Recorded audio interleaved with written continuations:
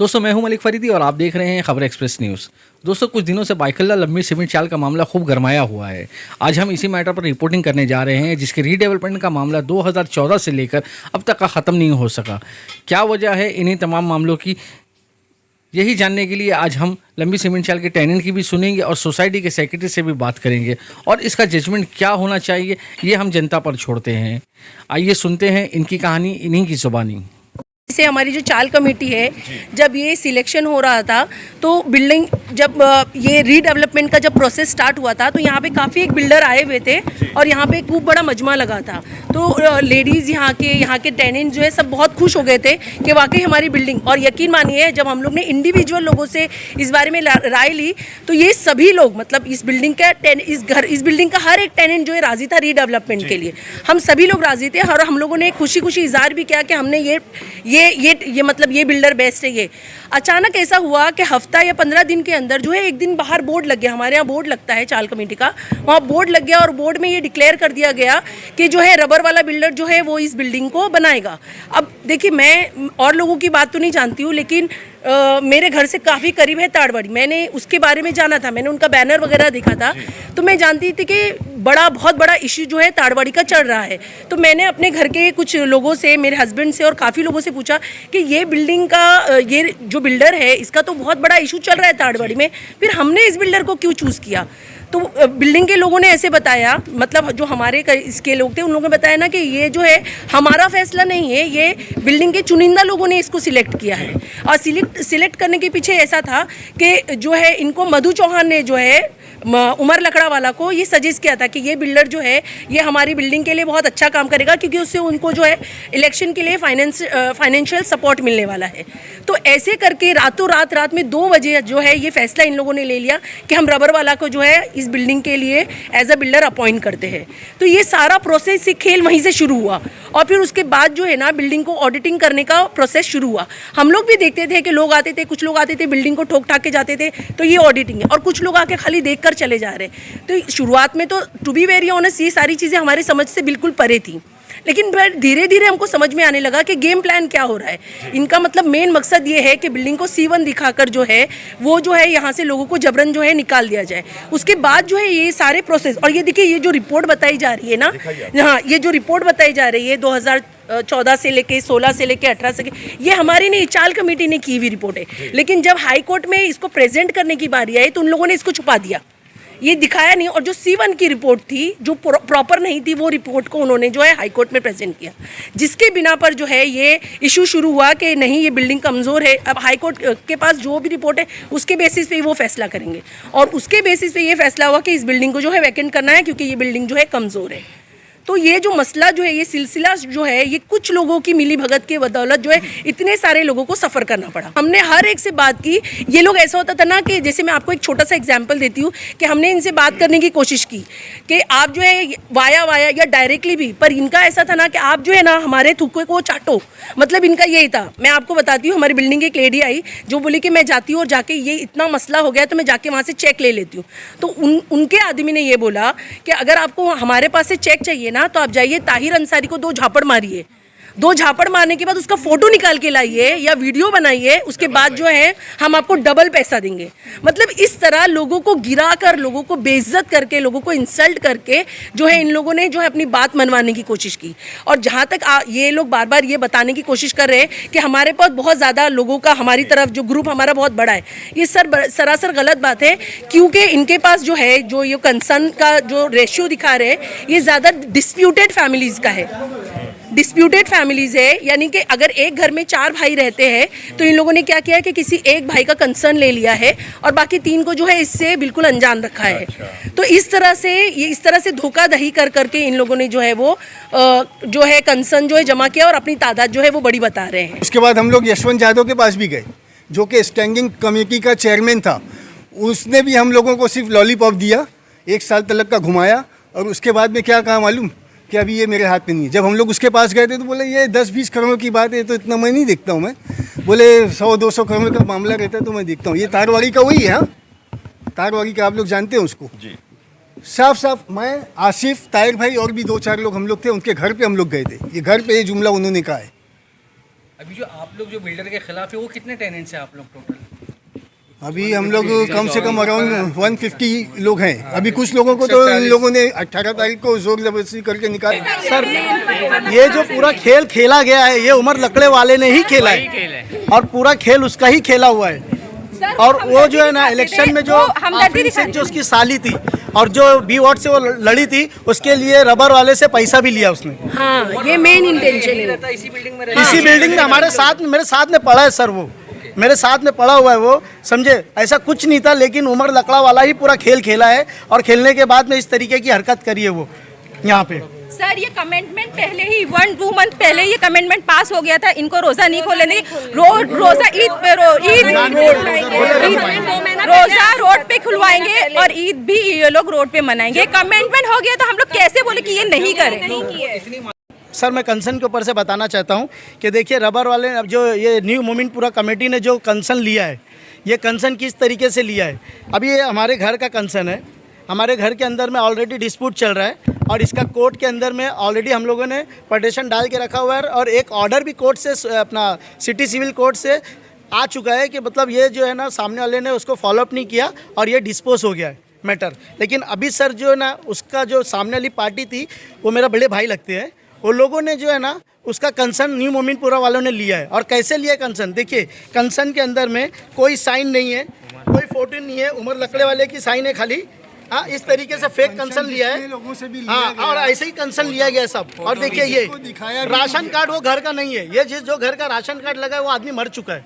हाँ, और room number 122 है मेरा और रूम नंबर 47 और 39 का राशन कार्ड लगा हुआ है। ये लोग इस तरीके से फेक कंसर्न करके और ये काम करते हैं सर। कंसर्न आप बता रहे हैं कि आपके नाम से फेक कंसर्न बनाया गया है, पूरा टोटली फेक। अगर आप कायदे से चेक करेंगे ना सर तो मेरे ख्याल में कम से कम 30, 35, 40 आदमी का कंसर्न ऐसा फेक निकलेगा। कई वीडियोस में आपने देखा होगा कि एक तरफा बात बताई जाती है जिससे ये मामला सुलझने के बदले बिगड़ता चला गया। हम इस बात को समझना चाहते हैं, अगर कंसर्न लेटर में कोई गलती थी या चौल कमेटी में कोई गड़बड़ थी या फिर बिल्डर डेवलपर में कोई कमी थी, इन तमाम बातों को लेकर अब तक कानूनी कार्रवाई क्यों नहीं हुई? अब तक 2014 से लेकर सिर्फ वीडियोज़ के ज़रिए एक दूसरे पर आरोप क्यों लगाया जा रहा है? क्योंकि हमारी मुस्लिम सोसाइटी आमतौर पर आप देखेंगे रीडेवलप होती ही नहीं है। ये सबसे बड़ा हमारा प्रॉब्लम है, क्योंकि हमारे वाले हमारी मुखालफत में खड़े हो जाते हैं। क्योंकि हर किसी की सोच, लोगों का दिमाग में ये नहीं होता है कि मेरा 170 फुट का घर है, कल टावर बनने के बाद मेरे को 405 फुट का घर मिलेगा। आज मेरी बहू बेटी डब्बा लेकर आम टॉयलेट में जाती है। आज के हालात पुराने ज़माने वाले नहीं रह गए, जब बच्चियों को लोग अपनी बच्ची समझते थे, दूसरे की बीवी को अपनी बहन समझते थे। आज वो माहौल नहीं रह गया। आज वो माहौल नहीं है कि लोग डब्बा लेकर आम टॉयलेट में जाएँ। आज हर कोई बच्ची, आज जो कॉलेज जाने वाले बच्चे हैं वो बोलने को शर्माते हैं कि हम BIT चौल में रहते हैं। कल आज ये टावर बन जाएगा, आने वाले बच्चों का भविष्य बन जाएगा, मुस्तकबिल बन जाएगा। तो हमारी जिम्मेदारी, हम एक अच्छे इंसानियत होने के नाते हमारी जिम्मेदारी कि हम उसको सपोर्ट करना चाहिए, ना कि हमको उसकी मुखालफत करना चाहिए। चलो 2016 से तुम बोल रहे हो कि तुम बनाओगे टावर, तो तुम डेवलपर ला के तुम कंसर्न 70% लेके तुम बना लिए होते, हम तुम्हारे साथ आ जाते। हमने ये बिल्डिंग का डेवलपमेंट का जो भी प्रोसीजर चालू किए थे, वो डेवलपमेंट का प्रोसीजर पूरी बिल्डिंग के लिए किए थे। और वो पूरी बिल्डिंग का जो प्रोसीजर किया गया था तो सारे लोगों से पूछा गया था कि डेवलपमेंट का काम करना है कि नहीं करना है। तो 192 लोगों ने हमको ये कहा कि आप डेवलपमेंट का काम करो, फॉर्म भर भर के अपनी साइन करके दिया। उस वक्त आज जो इल्ज़ाम हमारे ऊपर एक शख्स है हमारी बिल्डिंग के, वो इल्ज़ाम लगा रहे हैं हमारे ऊपर कि हमको नहीं पूछा गया था। उन्होंने वो फॉर्म भर के दिए ही नहीं। जो नाम ने हाथ करके एक इलीगल सोसाइटी है हमारे यहाँ, जो बाद में बनाई गई है अभी अलुम्मी के नाम से, उसके किसी ने भी इलेक्ट नहीं किया, उनको किसी ने सिलेक्ट नहीं किया, कोई AGM नहीं बैठी, वो खुद चीफ प्रमोटर भी बन गए। ये 192 लोगों ने हमको कहा कि भाई आप लोग रीडेवलपमेंट का काम करो। और इनके दिल में काला था, इन्होंने हमको फॉर्म भर के ही नहीं दिया था। हम लोगों ने जब कंसर्न लेने का प्रोसीजर किया पहले सब लोगों को हम लोगों ने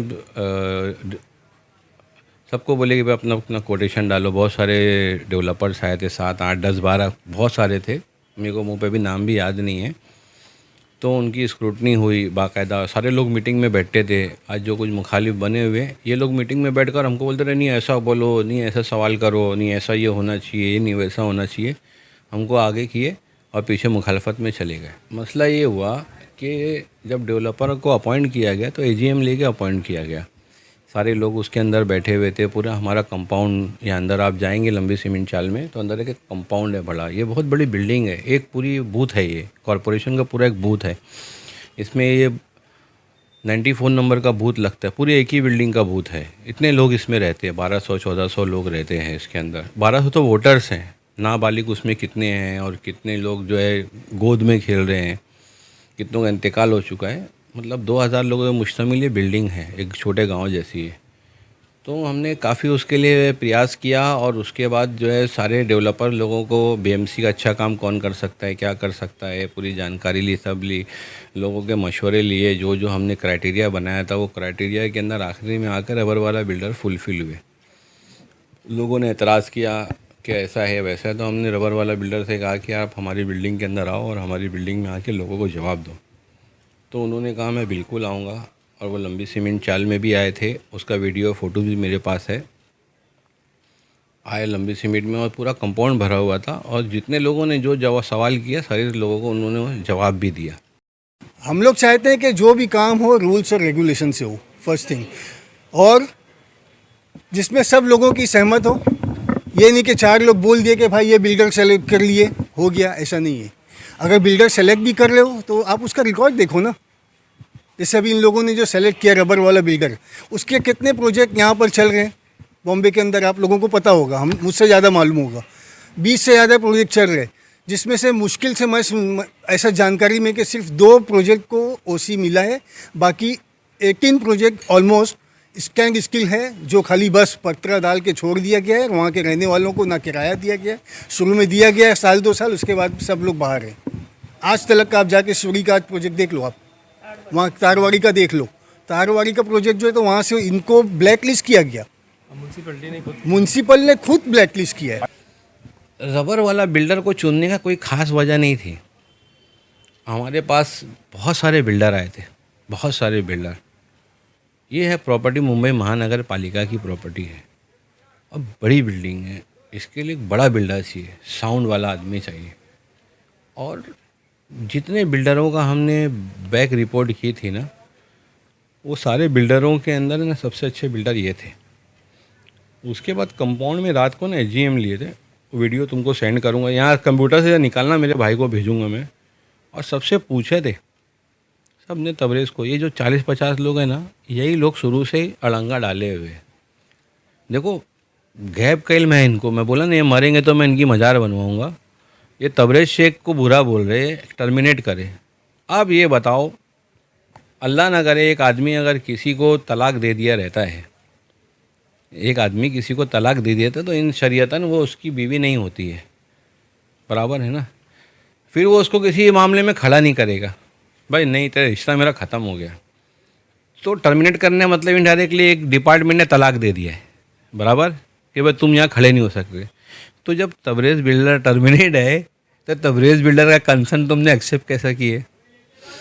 तबरेज़ बिल्डर टर्मिनेट है तो तबरेज़ बिल्डर का तुमने जो LOI क्यों निकाला, IOD तुमने क्यों दिया, तुमने टेक्निकल कमेटी में पास कैसे किया?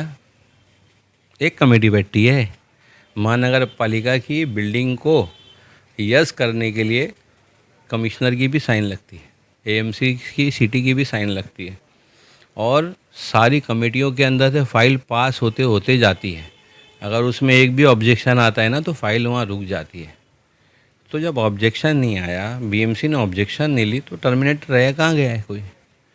टर्मिनेट होता तो हटा दिया गया होता कि भाई तुमको तो हमने टर्मिनेट किया, तुम कैसे बिल्डिंग बनाने को जा रहे हो। कि कोर्ट का एक ऑर्डर है जिसमें बिल्डिंग को खाली किया जाए, ये बात सही है, कोर्ट का ऑर्डर है, हम लोग उससे ना नहीं कर रहे हैं, लेकिन वो ऑर्डर को लाया गया, लाया कैसे गया? हम लोगों के पास जो है तो C2B का 3 रिपोर्ट होने के बावजूद, हाँ, जो रिपोर्ट कमेटी ने खुद करवाया, जबकि BMC ने जो करवाया था पहली रिपोर्ट, उसके अंदर उन लोगों ने क्या कहा कि बिल्डिंग धोखादायक है और इसको जो है तो खाली करना है, डिमोलिश करना है, बस यही एक चीज़ लिखा है। जबकि उनकी रिपोर्ट में nowhere it is mention that this building has means this people they have done the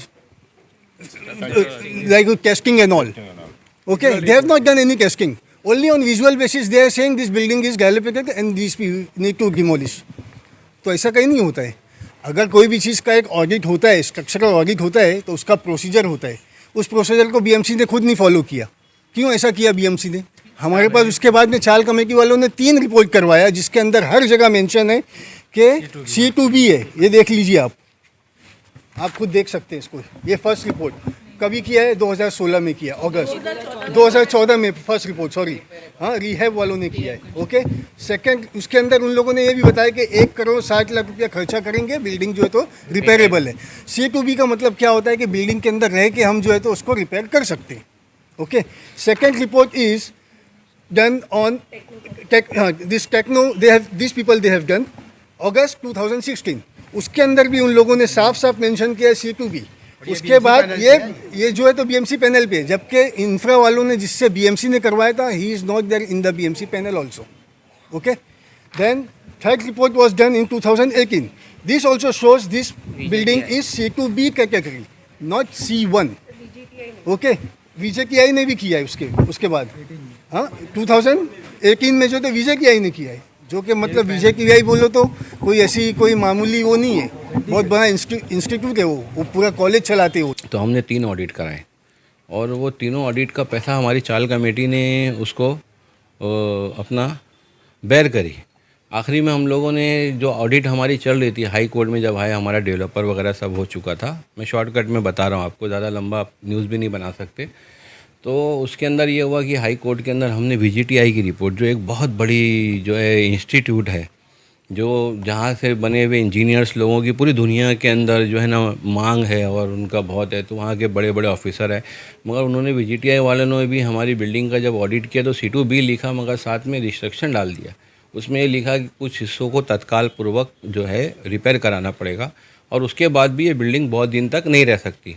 अब एक रिपोर्ट होने के बाद मैं उसको 10 साल तक अगर ये करता रहूँ कि हाँ मैंने रिपोर्ट कराया था, तो हाई कोर्ट भी सुनेगी. तो हाई कोर्ट में जब हमारा चैलेंज हुआ, हमने बीएमसी के ऑफिसर लोगों को ये कहा कि भाई आपने जो है ये कहा कि इंफ्रा की रिपोर्ट से हमारी बिल्डिंग C1 है, आपने सेकेंड ऑडिट भी नहीं किया, और हमारे पास तो एक एक चीज़ का जो है रिपोर्ट है, हमारी रेती की रिपोर्ट है, हमारी सलिया की रिपोर्ट है, हमने कोर निकाला उसकी रिपोर्ट है, जैसे लीगल ऑडिट होती है वो भी VGTI की है. तो कोर्ट ने बीएमसी को टाइम दिया कि तुम हमको ये सारे रिपोर्ट तुम्हारी पेश करो कि तुमने ये बिल्डिंग के अंदर ये सब कराए थे कि नहीं कराए थे. तो उन लोगों ने सेकंड डेट के अंदर वो सारी रिपोर्ट ला के जमा करा दिए कोर्ट में कि ये देखो कोर की रिपोर्ट है, ये सलिए की रिपोर्ट है, ये रेती की रिपोर्ट है. हमने उसका भी ऑब्जेक्शन लिया था कोर्ट के अंदर, मगर बहरहाल बात ये है कहने की कि आखिरी मसला ये हुआ कि टेक कमेटी जो होती है, टेक्निकली एडवाइजरी कमेटी मुंबई महानगर पालिका में, उसके माध्यम से वो चीज़ को नकार दिया गया और हाई कोर्ट ने हमको भगा दिया और कहा कि भाई तुम्हारी बिल्डिंग जो है डिलेपिडेटेड है, तुमको इसको जल्द जल्द खाली कर देना. दोस्तों, आपने दोनों पक्षों को सुना. कौन सा ऐसा टेनेंट है जो अपने घर को डेवलप करना नहीं चाहता, लेकिन बात ये खुलकर नहीं आ रही है कि मसला कहाँ से है, बीएमसी से, टेनेंट से, या फिर बिल्डर डेवलपर से. कोर्ट का ऑर्डर के बाद में हम लोगों ने सुप्रीम कोर्ट में भी गए थे, लेकिन वहाँ से सुप्रीम कोर्ट ने कहा कि ये कोर्ट हाई कोर्ट में ये केस चल रहा है तो आप वापस जाइए, क्योंकि हम लोग बिल्डिंग बचाने का एक नया हरबा इस्तेमाल किया, जबकि ऐसा कुछ हम लोगों का इंटेंशन नहीं है. हम लोग सब भी चाहते हैं कि बिल्डिंग बने, अच्छे से बने और सब लोग अच्छे से रहें, अच्छी ज़िंदगी निकाले. कौन नहीं चाहेगा कि अपने बच्चों का फ्यूचर ख़राब करें. आप लोगों ने जो उसके बाद फिर हम लोगों ने हाई कोर्ट में मूव किया, C1, C2 को चैलेंज किया है. सेकेंड थिंग, ये बिल्डर टर्मिनेटेड है and this people they have not followed the proper procedure. ठीक है, प्रोसीजर को सही तरीके से फॉलो नहीं किया है. उसके लिए भी हम लोगों ने कोर्ट में गए हुए हैं और इंशाल्लाह अभी मंगल के दिन उसकी तारीख है और कल भी हो सकती है, लेकिन मंगल के दिन तो ये जो टेंडर प्रोसेस है और जो इसका जो टर्मिनेशन है उसके ऊपर केस है और इंशाल्लाह हमारे हक में फैसला आएगा. और तुम्हारे को 288 यूनिट का फल चाहिए, मतलब तुमको एक जो 70 फुट का लूम की जगह थी, वो लूम के बदले में तुमको फ्लैट चाहिए, तुमको वो कमर्शियल गाले की जगह डबल एरिया चाहिए. जिसके घर के बाहर टेरिस है तो बोले मेरे घर के बाहर टेरिस है, मेरे को टेरिस वाला फ्लैट चाहिए. बोले मेरी चाली है घर में, 10 फुट चौड़ी चाली है, मेरा घर है ना कवेलू है कवेलू, तो मेरे को डबल वाला फ्लैट चाहिए. ऐसा कोई कानून में है क्या? बीएमसी ज़मीन नापती है, बीएमसी तुमसे जितनी जगह का भाड़ा लेती है 170 फुट का, उसके बदले में जो कानून बनता है वो आपको देगी और बिल्डर फंजीवाल आपको देगा अपनी तरफ से। उससे ज़्यादा की उम्मीद आप क्यों रख रहे हो? शुरू दिन से हम ये बोल रहे हैं, इन लोगों ने हम पर ये इल्ज़ाम लगाया है ना कि हमको बहुत बड़ा एरिया चाहिए। देखिए, मैं हर बार यही बोलती हूँ और हम सब यही बोलते हैं कि बीएमसी बेवकूफ़ नहीं है या हम कहीं के वीआईपी नहीं है जो बीएमसी अपनी जेब से हमको एक्स्ट्रा प्रॉपर्टी देगी। जो रूल है हमको उसी हिसाब से मिलेगा। हमारा बोलना सिर्फ यही है और आज हम सब इसलिए इतना ज़्यादा भुगत रहे हैं क्योंकि हम चाहते हैं कि हमारा काम जो है अकॉर्डिंग टू लॉ हो, लीगली हो, सब कुछ जो है ना वो सिस्टमैटिक हो। हम बिल्कुल भी इलीगल काम करना नहीं चाहते, हम ब्लैक काम करना नहीं चाहते, हम पैसे खिला के काम करना नहीं चाहते। तो हमारा जो काम जो है वो बिल्कुल लीगल प्रोसेस से हो जाएगा, हम अग्री है। अरे सारा गैप का इल्म इनको है, ये गैप के इल्म वाले है। ये मरेंगे तो इनकी मज़ार बनानी पड़ेगी मेरे को। तो गैप का इल्म है इनको कि बिल्डर भागने वाला है। ये चोर लोग, इनकी हालत ऐसी है कि 2016 से इनके बोलने पे एक बिल्डर नहीं आया और 2022 में जब एक डेवलपर तुमको भाड़ा देकर खाली करवा रहा है। आज मैं आपको दिखाऊं ये क्या है, पता है आपको ये क्या है? ये लाओ, आप कैमरा लाओ इस पर। ये है ट्राई पार्टी एग्रीमेंट, ये है ट्राई पार्टी एग्रीमेंट। ये मेरे पास आया है कि कहीं कहीं मेरी शायद है ना साइन रह गई है, मैं आपको दिखाता हूँ। इसके अंदर LOI है, इसके अंदर IOD है, इसमें प्लान है, इसमें सब कुछ है। ये है एग्रीमेंट, इसको बोलते हैं ट्राई पार्टी एग्रीमेंट। ये इतने सारे पेपर, सारे लोगों के डॉक्यूमेंट, ये क्या खाने की चीज़ है? ये हम किसी के घर को ले रहे, फ्लैट, तुमको कौन सा फ्लैट दिए उसका भी इसके अंदर लिखा हुआ है। ये तो कुदरती आप आ गए, अल्लाह ने आपको भेजा है, तो मैं आपके सामने, ये मेरे पास साइन होने के लिए पेपर आया तो मैं ये दिखा रहा हूँ आपको। ये देखो, ये देखो, आपने तबरेज़ भाई रबर वाला को देखा है आपने? देखो मैं दिखाता हूँ। ये है तबरेज़ भाई रबर वाला, ये उनका अंगूठा है, ये उनकी साइन है, बराबर है। ये कौन है मानता है? रुको मैं चश्मा लगाता हूँ। ये टेनेंट है हमारे, जिन्होंने भाड़ा लेकर घर खाली किया है। ये उनकी साइन है, नूर मोहम्मद भाई की, उनका अंगूठा रह गया है इसलिए वापस आया है। मेरी यहाँ साइन कर दिया था, मेरा यहाँ अंगूठा रह गया है। रिजवान भाई ने यहाँ साइन कर दिया था, अंगूठा रह गया है। ये हमारे, मैं चेयरमैन, ये सेक्रेटरी, ये ट्रेजरर, ये डेवलपर, ये टेनेंट, इसको बोलते हैं ट्राई पार्टी एग्रीमेंट। ये सच्चाई है हमारी सोसाइटी की, जो अभी 160 लोगों का एग्रीमेंट हो रहा है। ये डेवलपर की ईमानदारी है कि उसने अपने कमिटमेंट के ऊपर तबरेज़ शेख रबर वाला ने चेक दे दिया और ये हमारा कमिटमेंट आज ट्राई पार्टी एग्रीमेंट ये हो रहा है। हम मना कर रहे थे घर के जो लोगों को कि आप लोग घर खाली कर दो, वो लोग खाली नहीं किए, तो उसका भी नतीजा आपने देख लिया है। जो बीएमसी को अटैक करना पड़ा, कानूनी माध्यम से बीएमसी ने की है। जिस तरह से यहाँ पर टेनेंट्स को सताया जा रहा है पुलिस या बीएमसी द्वारा, और टेनेंट्स आरोप लगाने में लगे हुए हैं, क्यों इसका कोई हल नहीं निकल रहा है? क्या ये नहीं हो सकता कि तीनों पार्टियाँ आपस में बैठकर इसका हल निकाले? क्योंकि जब घर वाले बेघर होते हैं तो कितनी दुश्वारियाँ होती है, ये आप और हम अच्छे से जानते हैं। हमारा एक सवाल हमारे व्यूवर से है, ऐसे गंभीर मामले में यहाँ के पीड़ित रहवासी और मोमिनपुरा कमेटी को क्या संज्ञान लेना चाहिए, ये हमें कमेंट बॉक्स में ज़रूर बताइए। मुंबई से खबर एक्सप्रेस न्यूज़ के लिए मैं मलिक फरीदी।